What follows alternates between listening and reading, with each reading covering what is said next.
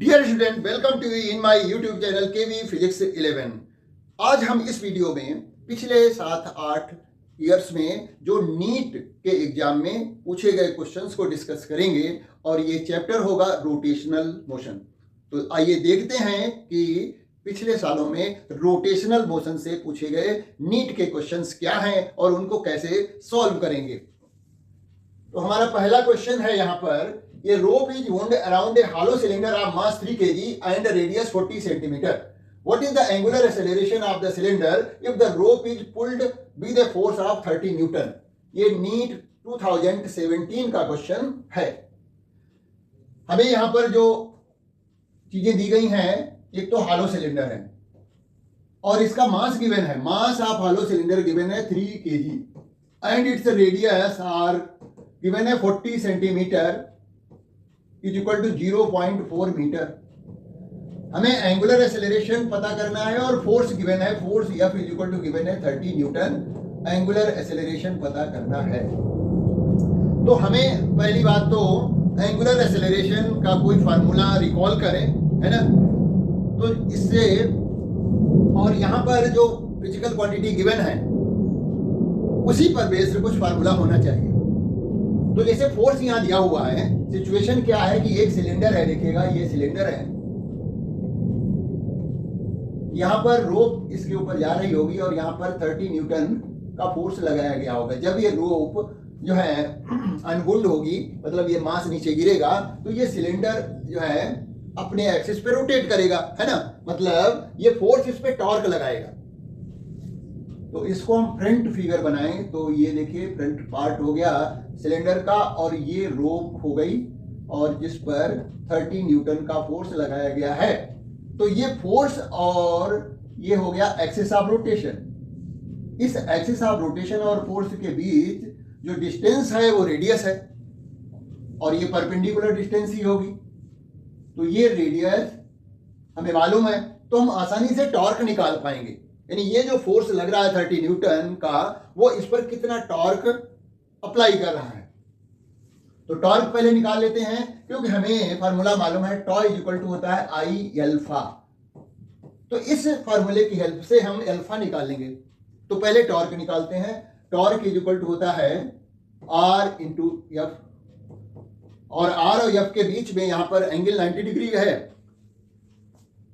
तो ये आर की वैल्यू क्या है, रेडियस के ही इक्वल है। तो रेडियस यहां पर दी गई है 0.4, फोर्स दिया हुआ है 30 न्यूटन। इस तरह से 12 न्यूटन का यहां पर 12 न्यूटन मीटर का टॉर्क लग रहा है। यही टॉर्क जो है उसमें एंगुलर एक्सेलरेशन प्रोड्यूस कर रहा है। अब दूसरी क्वांटिटी है मोमेंट ऑफ इनर्शिया, उसको निकाल लेते हैं। आई इज इक्वल टू होता है moment of inertia of hollow cylinder का फार्मूला वही होता है जो रिंग की मोमेंट ऑफ इनर्शिया का होता है। ये होता है mr²। मास 3 kg गिवन है, r जो है 0.4 है। तो इस तरह से हमारा ये आ जाता है कि 3 इंटू 4 जो है 16, 0.16। हम इसको ऐसा ही लिखा रहने देते हैं। अब फार्मूला यूज करेंगे, tau is equal to I alpha. Tau की वैल्यू 12 आई थी और आई की वैल्यू आई है 3 इंटू 0.16 इंटू एल्फा। तो alpha is equal to 12 upon 3 into 0.16। 3 से कट कर दीजिए, 3 4 जा 12 और इसके जीरो हटा देंगे, सॉरी डेसिमल हटा देंगे तो ये हो जाएगा 400 अपॉन 16। 4 से कट करिए, 4 4 जा 16 और 4 1 जा 100। तो इस तरह से इसको भी कट कर सकते हैं 25। तो एल्फा इज इक्वल टू हो गया 25 रेडियन पर सेकेंड स्क्वायर। ये एंगुलर एक्सेलरेशन आ जाता है। तो हमारा थर्ड ऑप्शन करेक्ट हो जाता है। आगे बढ़िए। नेक्स्ट क्वेश्चन भी 2017 नीट का क्वेश्चन है। यहां पर 2 discs of same moment of inertia, moment of inertia discs की सेम है ऐसा गिवन है, rotating about their regular axis passing through its centre perpendicular to the plane of the disc with angular velocity ω1 ω2। They are brought into contact face to face coinciding the axis of rotation, the expression of loss of energy during this process. यानी पहले 2 dishes हैं, ये dish, एक dish ये है, दूसरी dish ये है, दोनों की मोमेंट ऑफ इनर्शिया सेम है और they are rotating with velocity, angular velocity ω1 और ये ω2. मोमेंट ऑफ इनर्शिया दोनों की सपोज कर लेते हैं I है ना. फिर क्या हुआ, वो ये दोनों डिशेज जो हैं इसी एक्सिस के अबाउट रोटेट कर रही हैं, जैसा कि फिगर में दिखाया गया है. They are brought into contact face to face, इनको आपस में ज्वाइन कर दिया गया फेस टू फेस और एक्सिस ऑफ रोटेशन यही बना रहा. ऐसा करने पर इसकी एनर्जी में क्या लॉस होगा ये पता करना है. तो हमें सबसे पहले तो जब ये कंबाइंड हो जाएंगी, है ना, दोनों कंबाइंड हो जाएंगी तो कंबाइंड जो डिश बनेगी उसकी एंगुलर वेलोसिटी क्या होगी, है ना. तो ये हम law of conservation of angular momentum से निकाल सकते हैं और फिर हम उसके बाद एनर्जी का लॉस निकाल देंगे. तो law of conservation of angular momentum apply करते हैं. Law of conservation of angular momentum, तो यहां पर पहले इसका एंगुलर मोमेंटम कितना था प्लस सेकेंड वाली डिस्क का angular momentum is equal to हो जाएगा जो कंबाइंड डिस्क बनेगी उसका angular momentum I ω1 plus I ω2 is equal to I, और यहां पर I और I कितनी हो जाएंगी, 2I हो जाएगा जब ये कंबाइंड हो गए, है ना. और मान लिया उसकी एंगुलर वेलोसिटी तब कंबाइंड होने पर ओमेगा है. तो इस तरह से देखिएगा यहां I कॉमन हो गया, ω1 plus ω2 is equal to 2 omega. तो ओमेगा जो कंबाइंड डिश होगी उसके लिए एंगुलर वेलोसिटी आ रही है, ये देखिए ये I भी है यहाँ पर I, तो ये I कैंसिल आउट और तो ओमेगा इज इक्वल टू हो जाएगा ω1 प्लस ω2 अपॉन 2. ये इस एंगुलर वेलोसिटी से कंबाइंड डिश जो है रोटेट करेगी. अब हम एनर्जी का लॉस निकाल सकते हैं कि इनिशियल एनर्जी क्या थी और फाइनल एनर्जी जो डिस्क कंबाइंड हो गई है उसकी एनर्जी क्या होगी, दोनों को माइनस कर दें तो पता लग जाएगा, है ना. तो ये हमारी वेलोसिटी है, इसका यूज हम करेंगे क्योंकि जब कंबाइंड डिस्क रोटेट करेगी तो इस वेलोसिटी से वो रोटेट करेगी, यही एंगुलर वेलोसिटी है. ठीक है, तो देखिएगा लॉस इन एनर्जी निकालने जा रहे हैं. लॉस इन एनर्जी, तो इनिशियल एनर्जी क्या थी पहले की 1/2 I ω1 स्क्वायर, है ना, प्लस 1/2 I ω2 स्क्वायर माइनस बाद में जब कंबाइंड हो गई तो उसकी मोमेंट ऑफ इनर्शिया क्या हो जाएगी, डबल हो जाएगी, I प्लस I 2I हो जाएगी और एंगुलर वेलोसिटी अभी जो हम लोगों ने निकाली थी वही यूज होगी, ω1 प्लस ω2 अपॉन 2 का होल स्क्वायर. ये ठीक है ना. तो ये 2 से 2 कट जाएगा. यहां पर हम क्या करें कि इसको सॉल्व करें तो 1/2 और I ω1 square plus 1/2 I ω2 square minus इसका देखिएगा हम होल स्क्वायर अभी करेंगे. पहले हम ऐसे लिख देते हैं ω1 प्लस ω2 का होल स्क्वायर और नीचे 4 लिख देते हैं. अब हम इसमें क्या कॉमन ले सकते हैं, 1/2 I कॉमन ले सकते हैं पूरे में, तो ये हो जाएगा ω1 स्क्वायर प्लस ω2 स्क्वायर और माइनस 1/2 कॉमन हो गया है तो 2 बच जाएगा यहां पर और इसका होल स्क्वायर कर देते हैं. तो इसका होल स्क्वायर हो जाएगा ω1 स्क्वायर प्लस ω2 स्क्वायर प्लस 2ω1 ω2 अपान कितना है, देखिए यहां पर 1/2 कॉमन हो गया है तो ये यहां पर बचेगा 2. ठीक है, अब हम इसको सॉल्व कर लेते हैं 2 एलसीएम लेकर के.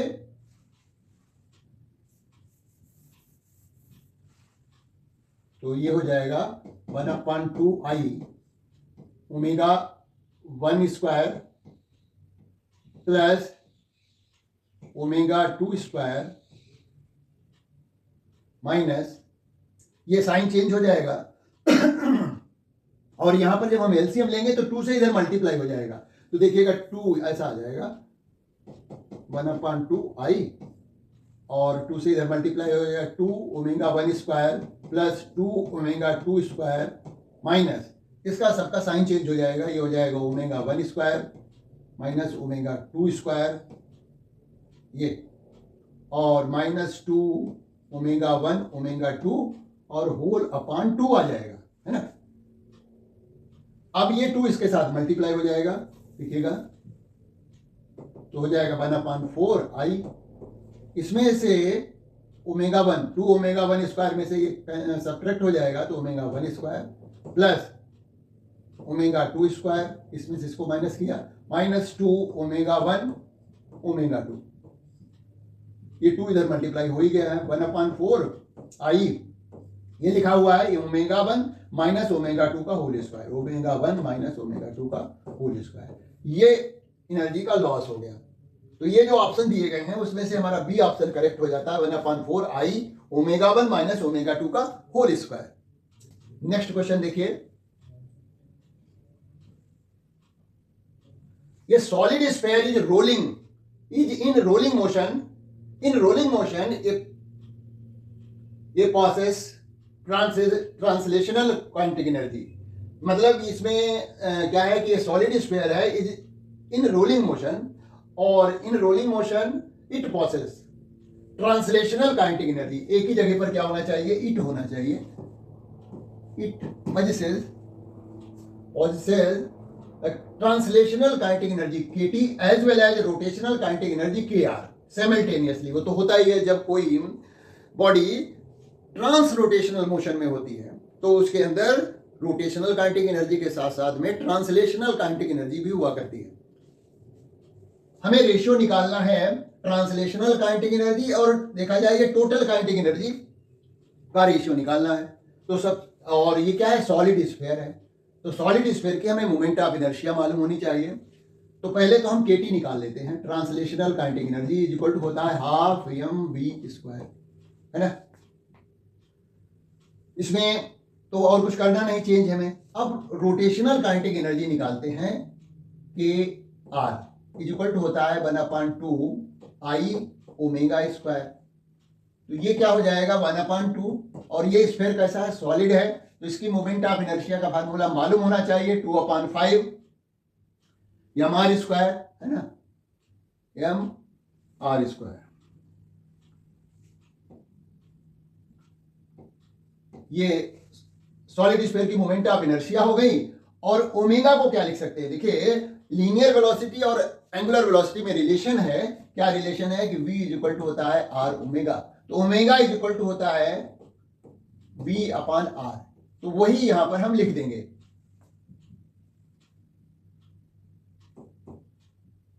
ये v square upon r square आ जाएगा, तो ये कैंसिल आउट हो गया, 2 से 2 कैंसिल आउट हो गया। तो इस तरह से KR की वैल्यू जो आ रही है वो आ रही है 1/5 mv स्क्वायर। तो ट्रांसलेशनल काइनेटिक एनर्जी आ गई, रोटेशनल काइनेटिक एनर्जी आ गई। अब इनका सम निकाल दीजिए,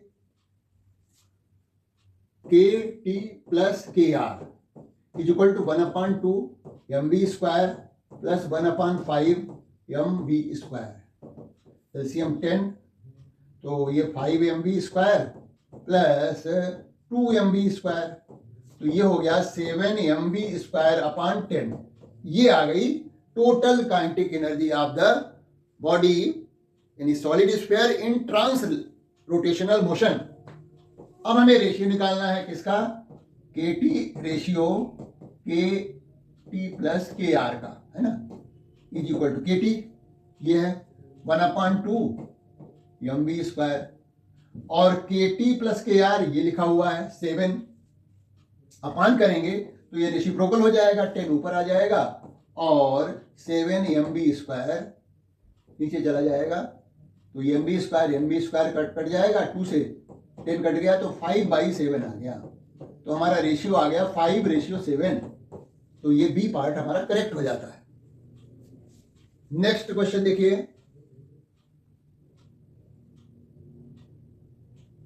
हाँ जी, ये कॉन्सेप्चुअल क्वेश्चन है। ए solid sphere is rotating freely about its symmetry axis in free space. The radius of sphere is increased keeping the mass same. यहां पर क्या किया गया है कि उसकी जो सॉलिड स्फीयर है उसकी रेडियस को इंक्रीज कर दिया गया है और मास को में कोई चेंज नहीं किया गया है। Which of the following physical quantities would remain constant for the sphere? तो यहां कुछ क्वांटिटी दी गई है, potential kinetic energy, moment of inertia, angular velocity और एंगुलर मोमेंटम। इसको समझना है। देखिए ये फ्री स्पेस में सॉलिड स्फीयर रोटेट कर रहा है, इससे हमें क्लू मिल रहा है कि ये आइसोलेटेड है, यानी बाहर से इस पे कोई फोर्स या टॉर्क नहीं लगाया जा सकता। जब हमारा सिस्टम आइसोलेटेड होता है तो क्या होता है कि उसका एंगुलर मोमेंटम कंजर्व रहता है। जिस तरह से एक्सटर्नल फोर्स जब न लग रहा हो किसी सिस्टम पे तो उसका लीनियर मोमेंटम कंजर्व रहता है as per the conservation law of linear momentum. Similarly as per the law of conservation of angular momentum, if no external torque is acting on the system, any system is isolated totally, then the angular momentum of the system remains conserved. तो इस तरह से angular momentum conserve रहेगा। वैसे भी यदि हम समझें तो रोटेशनल काइनेटिक एनर्जी और में क्या रिलेशन है, हमें मालूम है कि रोटेशनल काइनेटिक एनर्जी के ई रोटेशनल इज इक्वल टू होता है L²/2I, ये होता है। अब यहां पर देखिए आई तो चेंज हो जाएगा क्योंकि सॉलिड स्फीयर है, इसकी moment of inertia I is equal to क्या होता है 2/5 mr²। मास तो कांस्टेंट है, रेडियस तो इंक्रीज हो रही है ना, तो मोमेंट ऑफ इनर्शिया जब आर के इंक्रीज होने से मोमेंट ऑफ इनर्शिया इसकी इंक्रीज होगी तो के आर की वैल्यू क्या हो जाएगी, डिक्रीज हो जाएगी, के आर डिक्रीज हो जाएगा, यहां पर डिक्रीज होगा, ये मोमेंट ऑफ इनर्शिया इंक्रीज हो जाएगी और एंगुलर वेलोसिटी ओमेगा जो है भी डिक्रीज हो जाएगी as per the law of conservation of angular momentum. तो ये हमारा ऑप्शन करेक्ट हो जाता है। नेक्स्ट देखिए, ये छोटा सा न्यूमेरिकल है। ये अब क्वेश्चन है 2018 का। इससे पहले वाला क्वेश्चन भी नीट 2018 का ही था, अभी जो डिस्कस कर चुके हैं। तो ये 2018 का क्वेश्चन है नीट का। यहां पर फोर्स गिवन है, ये फोर्स है और जो कि लग रहा है इसके कोऑर्डिनेट गिवन है 2, 0, -3। हमें the moment of force of F पता करना है, मतलब टॉर्क पता करना है, और अबाउट द पॉइंट दिस, इस पॉइंट के अबाउट टॉर्क पता करना है। मोमेंट ऑफ फोर्स इनसे टॉर्क पता करना है। तो टॉर्क इज इक्वल टू होता है R क्रॉस एफ, है ना। तो पहले तो हम R पता करें, तो R इज इक्वल टू हो जाएगा R2 माइनस R1। तो पहले तो हमारा देखिए ये जो है R1 हमारा इसको लेते हैं, जिस पॉइंट के अबाउट पता करना होता है टॉर्क है? और यदि हमें R की वैल्यू पता करनी है या कहीं डेल्टा R की वैल्यू पता करनी है तो इसको हम R1 लेंगे जिस पॉइंट के अबाउट पता करना है। तो R1 इज इक्वल टू हो जाएगा 2I cap minus 2J cap minus 2K cap, और R2 जो है वो जो है ये दिया हुआ है, इसको लेंगे, ये हो जाएगा 2I cap minus 0J cap minus 3K cap. तो R2 माइनस R1 कर देते हैं, इज इक्वल टू हो जाएगा R2, ये है 2I, ये तो 0 है, इसको छोड़ दीजिए, minus 3K cap minus this, इसको डायरेक्ट माइनस कर देते हैं तो साइन चेंज हो जाएंगे, 2I cap plus 2J cap plus 2K cap. तो 2I कैंसिल आउट, इसमें से माइनस करेंगे तो माइनस के, ये जो है ये 3K कैप है ना, J तो है ही नहीं इसमें, है ना। तो ये हमारे पास इसमें पहले वाले उसमें देखिए ये जो R2 लिखा हुआ है इसमें जे का कोफिशिएंट तो 0 है, जे वाला टर्म नहीं आ रहा है, तो जे वाला टर्म हमें यहां से मिल रहा है 2j कैप, और इसमें से इसको माइनस कर दिया तो बचा -k कैप। ये R की वैल्यू आ गई, डेल्टा R की वैल्यू आ गई। अब हम आसानी से निकाल सकते हैं, टॉ इज इक्वल टू हो जाएगा 2j - k क्रॉस एफ। ये हमने क्रॉस प्रोडक्ट निकालना है ना। टॉ वेक्टर क्वांटिटी है तो tau is equal to r cross F से निकालते हैं। तो यहां पर हम एफ की वैल्यू जो दी गई है 4i cap plus 5j cap minus 6k cap, इसका क्रॉस प्रोडक्ट निकालिए। ठीक है, क्रॉस प्रोडक्ट तो निकालना आता ही होगा, है ना। टॉ इज इक्वल टू हो जाएगा i j और k। कोफिशिएंट लिखिए, यहां पर i का कोफिशिएंट 0 है, j का कोफिशिएंट 2 है और k का कोफिशिएंट -1 है। यहां पर 4 है, 5 है और ये -6 है। तो this minus this, sorry this into this, -5 into -1, तो हमें i का कोफिशिएंट मिलेगा, क्या मिलेगा 5, ये 2 इंटू -12 और ये 5 और -1 की मल्टीप्लाई, और तो ये +5 हो जाएगा i कैप, है ना। फिर उसके बाद प्लस, अब जे का कोफिशिएंट निकालना है तो इसको इधर लिख लेते हैं यहाँ पर। अब इसको इससे मल्टीप्लाई करें, माइनस दिस इंटू दिस, तो ये हो जाएगा -4 और ये 6 इंटू 0 0 हो जाएगा। ये हो गया जे का कोफिशिएंट, प्लस के का कोफिशिएंट निकालेंगे दिस इंटू दिस, ये क्या हो जाएगा 0 0 इंटू 5 0, -8 4 2 8 के कैप। तो सॉल्व करने पर हमारा टॉर्क की वैल्यू आ रही है, टॉ इज इक्वल टू आ रहा है, देखिए यहाँ पर -7i कैप बचा, यहाँ पर -4j कैप और ये -8k कैप। तो ये आंसर आ रहा है जो कि हमारा डी में गिवन है कि 7i cap -4j cap -8k cap, है ना। नेक्स्ट क्वेश्चन देखिए, यहां पर ये disc of radius 2 metre and mass 100 kg rolls on a horizontal floor. Its center of mass has the speed 20 centimeter per second. How much work is needed to stop it? मतलब इसको हमें stop करना है। तो यहां पर ये concept लग रहा है कि जितनी इसकी एनर्जी होगी, ट्रांस रोटेशनल मोशन में है ये, यानी ट्रांसलेटरी मोशन भी हो रहा है, रोटेशनल मोशन भी हो रहा है, और टोटल एनर्जी पता कर लें इसकी, तो हमें उतना ही समझो वर्क करना पड़ेगा इसको स्टॉप करने में, है ना। तो ये डिस्क है, इस तरह से डिस्क जो है ये कोई डिस्क, ये इस रोटेट कर रही है, इसका सेंटर ऑफ मास की वेलोसिटी दी गई है 20 सेंटीमीटर पर सेकेंड, और साथ में रोटेशन भी होगा, है ना। तो ये इस तरह से इसमें ट्रांसलेशनल काइनेटिक एनर्जी और रोटेशनल काइनेटिक एनर्जी दोनों एनर्जी होंगी। तो टोटल एनर्जी निकाल दें, जितनी इसमें टोटल एनर्जी है उतना ही हमें वर्क करना पड़ेगा इसको स्टॉप करने के लिए। तो टोटल के के बराबर ही हमें वर्क करना पड़ेगा, इज इक्वल टू हो जाएगा ½ mv² प्लस ½ I ω²। तो देखिए पहले इसको चेंज कर लेते हैं, 1/2 mv² में तो कोई चेंज नहीं, plus 1/2 I moment of inertia of disc, जो कि होती है mr²/2 इंटू, देखिए लीनियर वेलोसिटी और एंगुलर वेलोसिटी का रिलेशन होता है, ओमेगा इज इक्वल टू होता है v/r, तो ओमेगा की जगह लिख देंगे v²/r², तो r² कैंसिल आउट हो गया, तो ये हो गया हमारा ½ mv² प्लस 1/4 mv²। इसको ऐड कर लीजिए 4, तो 2 mv² प्लस mv², तो टोटल एनर्जी आ रही है 3 mv²/4।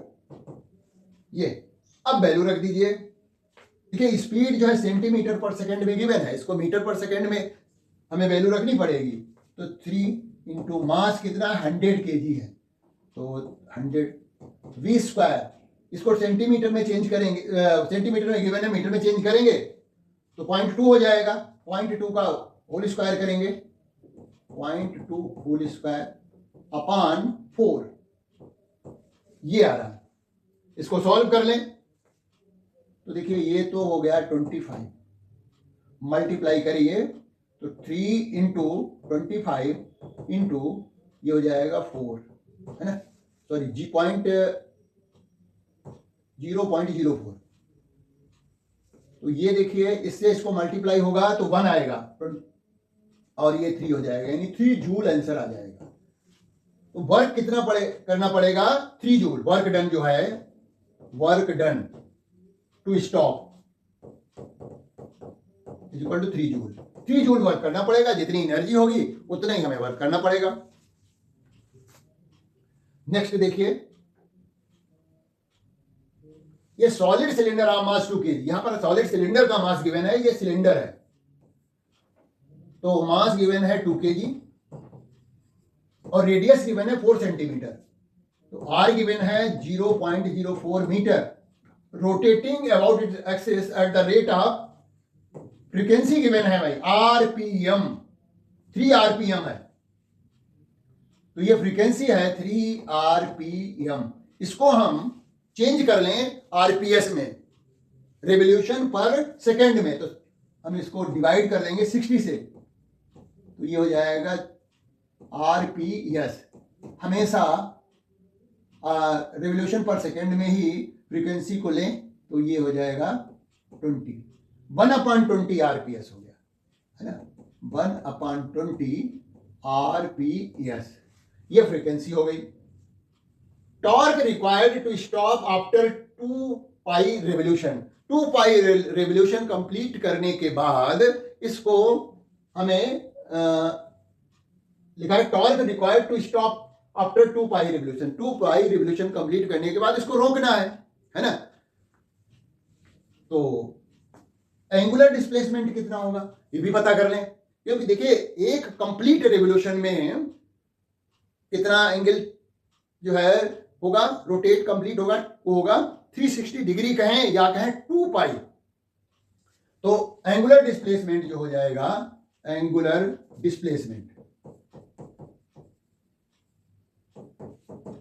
वो हो जाएगा 2 पाई, और रेवोल्यूशन कितने रेवोल्यूशन है? 2 पाई रेवोल्यूशंस है, और एक रेवोल्यूशन में कितना एंगल जो है ट्रेवल होता है, वो होता है 2 पाई।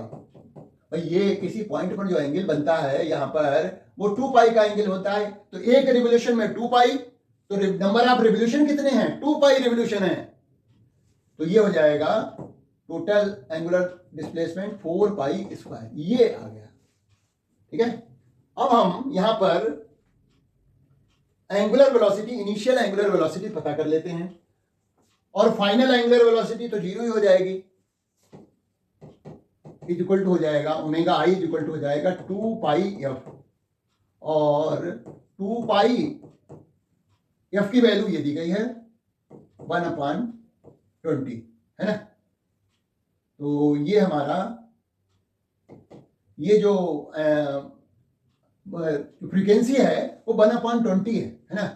तो इस तरह से हमारा इसको सॉल्व कर लीजिए, तो π/10 आ रहा है इनिशियल एंगुलर वेलोसिटी। अब हम third equation of motion apply करते हैं, जो रोटेशनल मोशन में थर्ड इक्वेशन ऑफ मोशन बनती है उसको हम अप्लाई करने जा रहे हैं। क्या?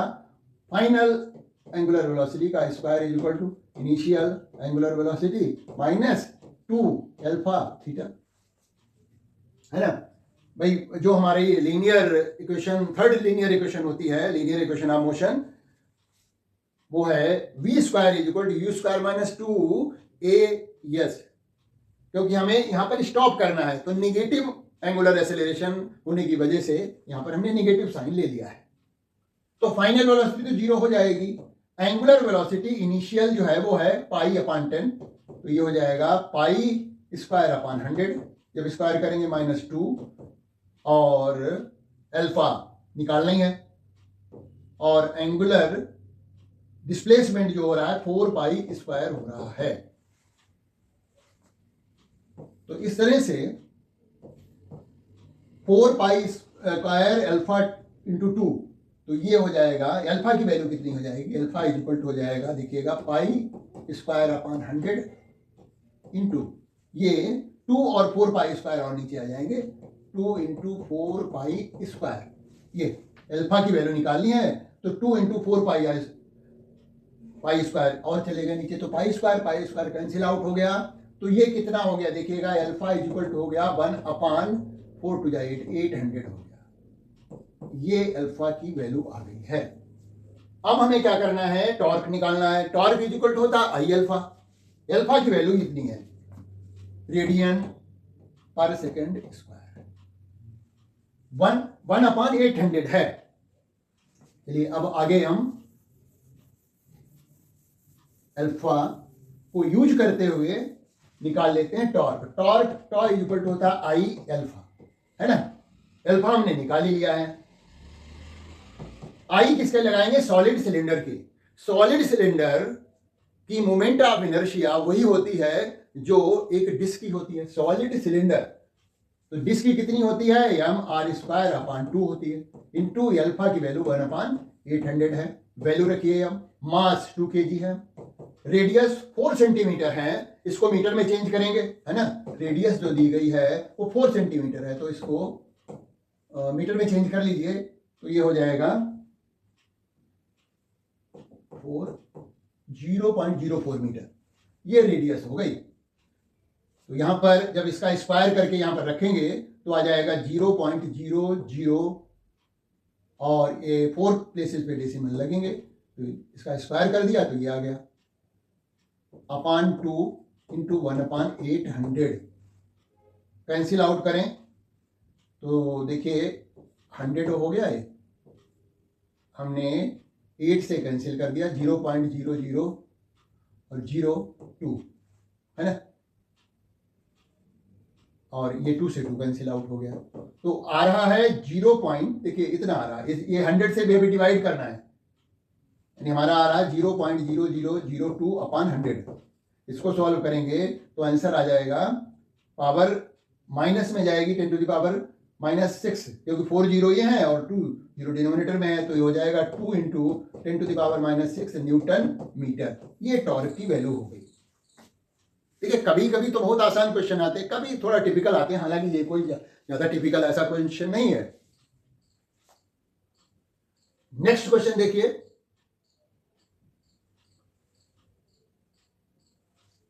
the angular speed of the wheel of the vehicle is increased from 360 rpm to 1200 rpm in 14 second. Angular acceleration direct formula based question है और ये 2020 नीट का क्वेश्चन है ना। तो ω1 कितना है, ये है, ω2 इतना है, लेकिन ये ω1 इससे निकालना पड़ेगा, ये फ्रीक्वेंसी है, या 1 इज इक्वल टू है 360 rpm, इसको हो जाएगा 360/60 rps, तो ये हो गया 6 rps हो गया। इससे हम ω1 निकालें, ω1 इज इक्वल टू होता है 2πf1, तो 2π इंटू 6 इज इक्वल टू हो गया 12π। ω2 के लिए f2 की जरूरत पड़ेगी, तो f2 इज इक्वल टू हो गया हमारा 1200 rpm है, इसको हम 1200/60 करें तो ये आरपीएस में कन्वर्ट हो गया, तो ये 20 आ गया, 20 rps। तो ω2 इज इक्वल टू हो जाएगा 2πf2 is equal to 2π into 20, f2 की वैल्यू, तो ये हो गया 40π, ω2 हो गया। अब क्या है, angular acceleration rate of change of angular velocity कर दीजिए, तो अल्फा इज इक्वल टू होता है dω/dt। तो हमारा फाइनल वेलोसिटी और ये इनिशियल वेलोसिटी, तो 40π माइनस 12π अपॉन 14, तो ये हो गया 28π/14, तो ये कैंसिल आउट हो जाएगा 2, तो 2π रेडियन पर सेकेंड स्क्वायर। ये फर्स्ट ऑप्शन करेक्ट हो जाता है, डायरेक्ट फार्मूला बेस्ड क्वेश्चन है। नेक्स्ट क्वेश्चन देखिए, ये छोटा सा न्यूमेरिकल है। Find the torque about the origin when a force of 3 J cap newton act on the particle whose position vector is 2k metre. NEET 2020 का question, बहुत आसान। ये हमारा फोर्स दिया हुआ है और ये पोजीशन वेक्टर दिया गया है, मतलब एफ की वैल्यू दी गई है 3j और आर दिया गया है 2k। ऐसा यूनिट में सब है, तो टॉर्क इज इक्वल टू हो जाएगा R cross F, cross product निकाल देंगे, है ना। तो आर की वैल्यू ये है 2k cap cross F 3j cap, तो ये तो हो गया 6, और k cap cross j cap is equal to होता है minus I, k cross j minus I, 6 और माइनस आई कैप, तो ये हो जाएगा minus 6i cap Newton metre. ये देखिए 6 कैप न्यूटन मीटर। अगला देखिए क्वेश्चन, ये हमारा क्वेश्चन है नेक्स्ट वाला 2022 का है, नीट का।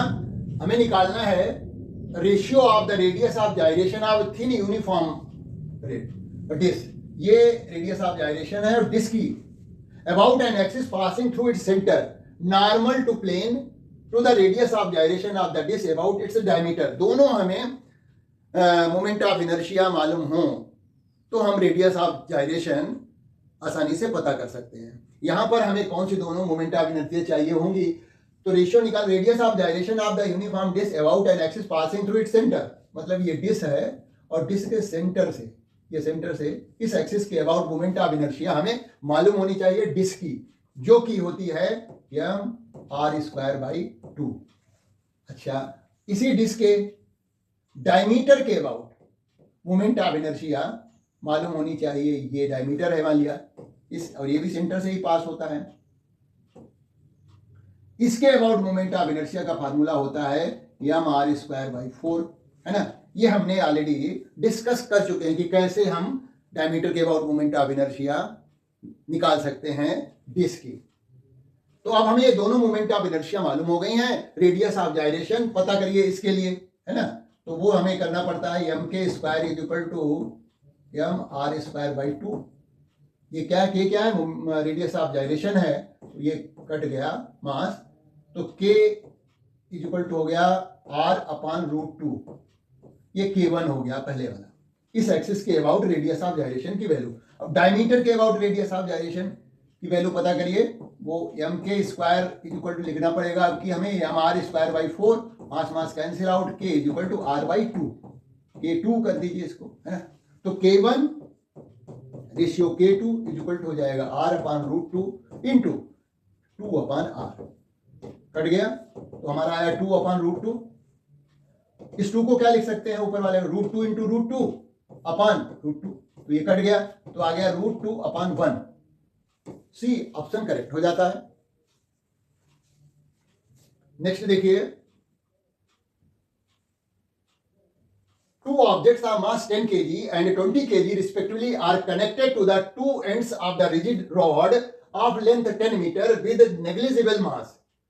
The distance of the center of mass of the system पता करना है from the 10 kg mass। ये सिस्टम जो बन रहा है टू ऑब्जेक्ट्स का, एक ऑब्जेक्ट 10 kg का है, 20 kg का है, इसका सेंटर ऑफ मास हमें पता करना है ना।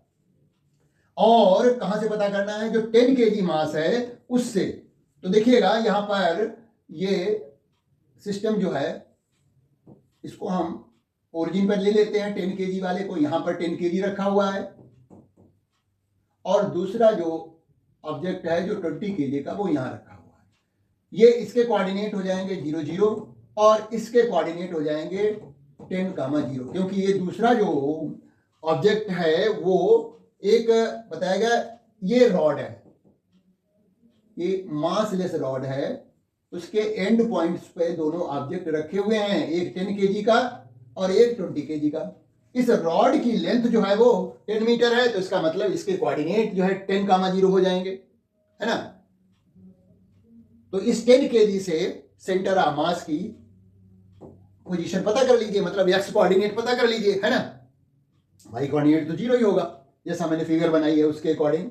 तो एक्स कोऑर्डिनेट कैसे निकालेंगे, फार्मूला लगाएंगे क्या, m1 x1 plus m2 x2 अपान m1 प्लस m2, है ना। ये x1 y1 है और ये x2 y2 है। y1 y2 तो जीरो आए दोनों जगह, x1 x2 की हमें जरूरत पड़ेगी, तो m1 10 है और x1 की वैल्यू 0 है, प्लस m2 20 है, x2 की वैल्यू 10 है, अपान 10 प्लस 20 यानी 30 नीचे आ जाएगा, तो ये हो जाएगा 200 अपान 30, कट गया, ये हो गया 20/30 मीटर पर। इस 10 kg मास से कितनी डिस्टेंस पे ये सेंटर ऑफ मास है? 20/3 मीटर डिस्टेंस पे है। नेक्स्ट क्वेश्चन देखते हैं। यहां भी हमें रेशियो निकालना है, किसका? The ratio of the radius of gyration of solid sphere of the mass m, radius r about its own axis to the radius of gyration of the thin hollow sphere of the same mass and radius about its axis, और NEET 2023 का question है। बहुत ही simple question है। तो सबसे पहले तो radius of gyration of solid sphere जिसका मास m है, रेडियस r है, अबाउट इट्स ओन एक्सिस मतलब उसके सेंटर से कोई एक्सिस पास हो रहा होगा, तो सॉलिड स्फीयर की मोमेंट ऑफ इनर्शिया हमें मालूम होनी चाहिए उसकी रेडियस ऑफ जाइरेशन पता करने के लिए। तो सॉलिड स्फीयर की मोमेंट ऑफ इनर्शिया सॉलिड की होती है 2/5 mr², और दूसरा जो हालो स्फीयर है उसकी moment of inertia hello sphere की 2/3 mr² होती है। इससे हम पहली रेडियस ऑफ जाइरेशन पता करते हैं, तो m² सॉलिड है ना इक्वल टू हो जाएगा 2/5 mr², मास मास कैंसिल आउट हो जाएगा, इट मींस के सॉलिड इक्वल टू हो जाएगा कितना? √2/5 r। तो सॉलिड स्फीयर की रेडियस ऑफ जाइरेशन ये आ गई। अब हालो स्फीयर की पता करिए, KH कर देते हैं इसको, तो ये है हमारा, डायरेक्ट नहीं निकालते हैं, इसको निकाल के दिखाते हैं। देखिए क्या हो जाएगा, mkh² इक्वल टू हो जाएगा 2/3 mr², मास मास कैंसिल आउट, तो KH इक्वल टू हो जाएगा √2/3 r। रेशियो निकाल लीजिए, है ना, KS ratio KH equal to हो जाएगा √, r तो कैंसिल आउट हो जाएगा, 2/5 नीचे वाला रेसिप्रोकल हो जाएगा 3/2, है ना, 2 से 2 कैंसिल आउट हो गया, तो ये हो गया हमारा √3/5। This is the ratio of the radius of gyration of solid sphere to the radius of gyration of hollow sphere. ठीक है, नेक्स्ट देखिए, ये कॉन्सेप्चुअल क्वेश्चन है, ये 2023 का ही क्वेश्चन है।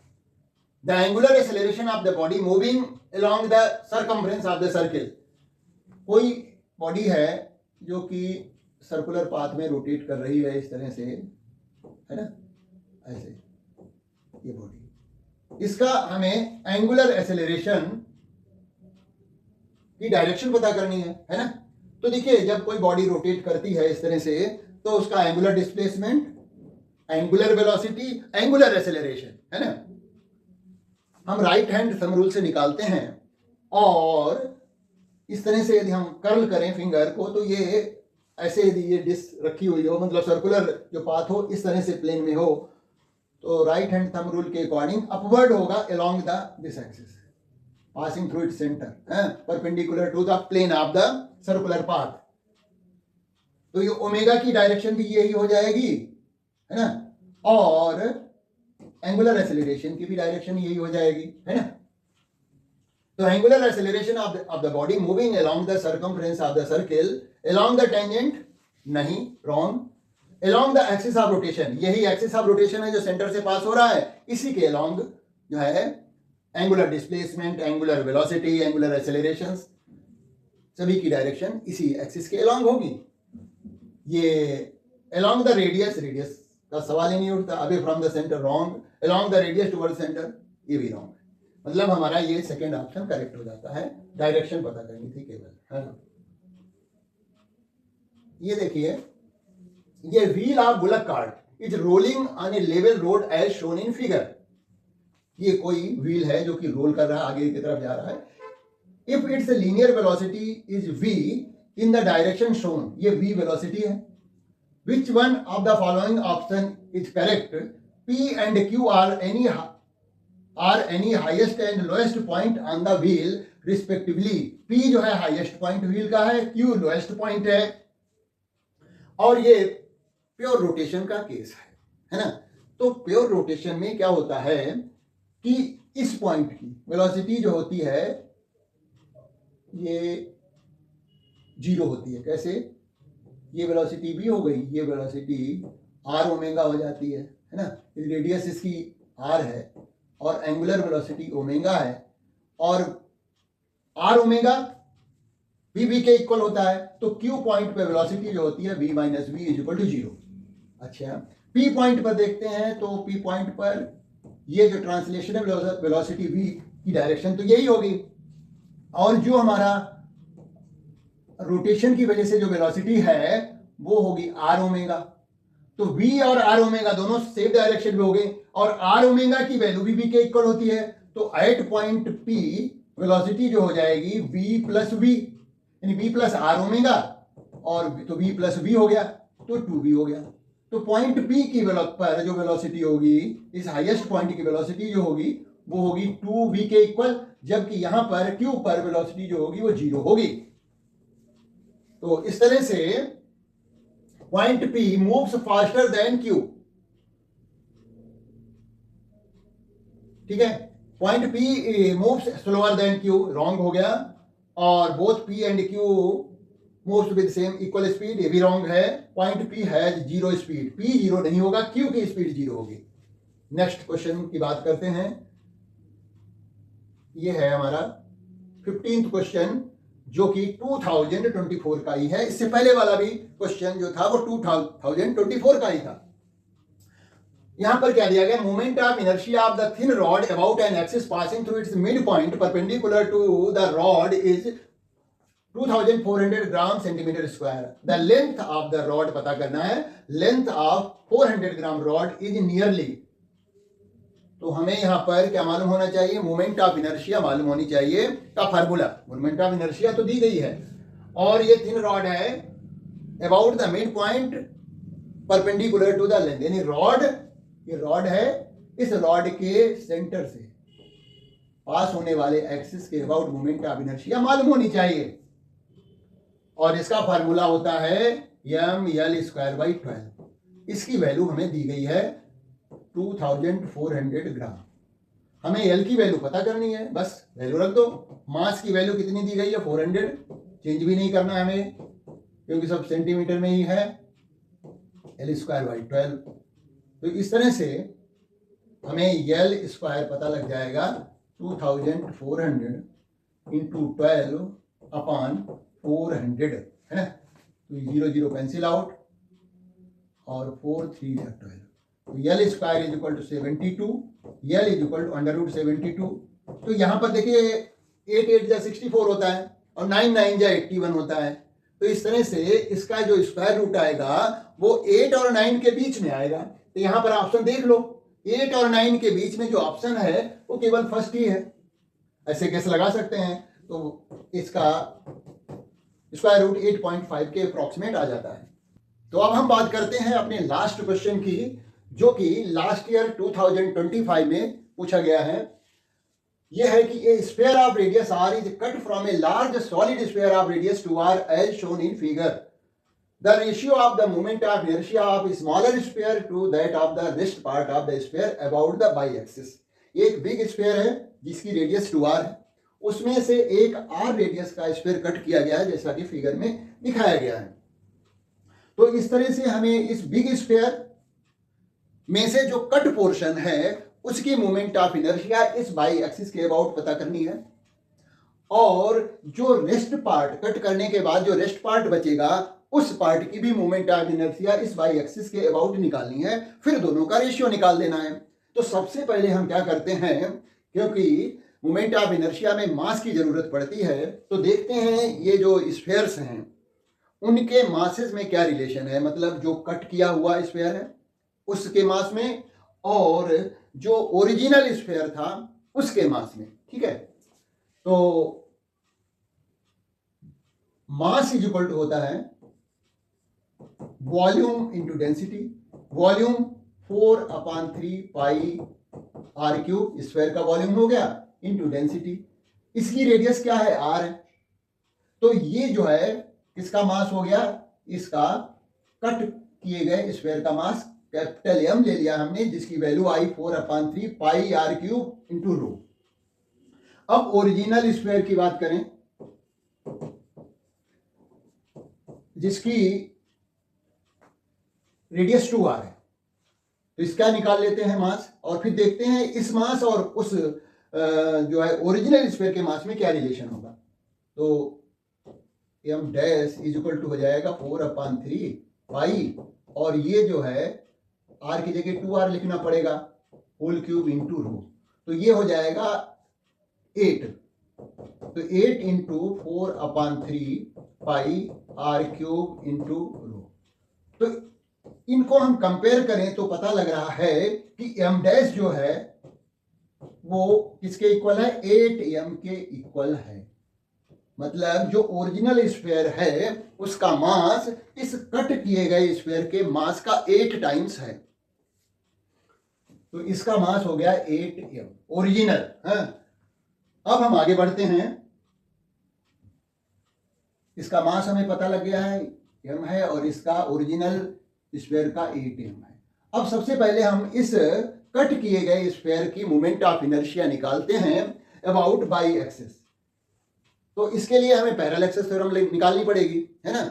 पैरेलल एक्सिस थ्योरम के अकॉर्डिंग हम इस स्फीयर की moment of inertia about by axis क्या है, इसकी एक तरह से टेंजेंट है। तो स्मॉल स्फीयर की मोमेंट ऑफ इनर्शिया निकाल रहे हैं अबाउट बाई एक्सिस। तो आई वाई एक्सिस के अबाउट हो जाएगी। देखिए इस स्फीयर की moment of inertia about the its centre of mass, यानी इस सेंटर के अबाउट इसकी मोमेंट ऑफ इनर्शिया, क्योंकि सॉलिड स्फीयर है तो इसकी मोमेंट ऑफ इनर्शिया 2/5 mr² हो जाएगी, प्लस ये distance between two parallel axis क्या हो जाएगी, वो r के इक्वल हो जाएगी। तो mass into square of perpendicular axis between two parallel axis, ये हो जाएगा हमारा। सॉल्व करें तो 7mr²/5 हो गया। इसकी मोमेंट ऑफ इनर्शिया हमें मालूम हो गई है अबाउट बाई एक्सिस वो कितनी आई है, 7/5 mr²। ठीक है, अब हम ओरिजिनल स्फीयर की मोमेंट ऑफ इनर्शिया निकालें। कट करने से पहले इसकी moment of inertia about the Y axis, और ये बाई एक्सिस क्या है, ये सेंटर से पास होने वाला एक्सिस है, यानी ओरिजिनल स्फीयर के सेंटर से ये बाई एक्सिस पास हो रहा है। तो उसकी तो मोमेंट ऑफ इनर्शिया निकालना बहुत आसान है। ओरिजिनल स्फीयर है इज इक्वल टू हो जाएगा 2/5 mr², है ना। सॉलिड स्फीयर था तो 2/5, मास कितना है इसका 8m है, और रेडियस 2r है। तो इस तरह से इसको सॉल्व करें तो यह आ जाता है 64 mr²/5। तो इसकी मोमेंट ऑफ इनर्शिया आ गई 64 mr²/5। अब जो रेस्ट पोर्शन बचेगा उसकी मोमेंट ऑफ इनर्शिया निकालने के लिए हमें क्या करना पड़ेगा, देखिएगा। यानी जो ओरिजिनल स्फीयर की moment of inertia I original is equal to लिख सकते हैं हम क्या, कि moment of inertia of the rest portion plus moment of inertia of the cut portion. भाई जितना रेस्ट पोर्शन बचेगा और ये कट पोर्शन, उन दोनों को ऐड कर दें तो total moment of inertia of the original sphere आ जाएगी। तो ओरिजिनल स्फीयर की मोमेंट ऑफ इनर्शिया हम निकाल चुके हैं 64 mr²/5 is equal to rest वाले की तो हमें निकालनी ही है, प्लस आई कट की मोमेंट ऑफ इनर्शिया आई थी 7/5 mr²। तो I rest is equal to हो गया 64 mr²/5 माइनस 7/5 mr²। तो ये हमारा इसका एलसीएम 5 हो जाएगा। 64 में से 7 माइनस कर देंगे तो 57 बचेगा mr²। ये moment of inertia rest part की आ गई अबाउट द वाई एक्सिस। अब हमें इसका रेशियो निकालना है इसके साथ, तो इसको पहले लिखना है, इसको बाद में लिखना है और सॉल्व कर देना है। तो देखिएगा रेशियो जो आ जाएगा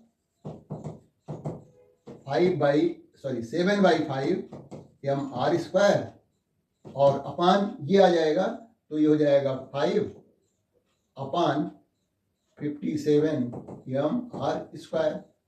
तो 5 से 5 कैंसिल आउट, एम आर से एम आर, तो आंसर आ गया 7/57।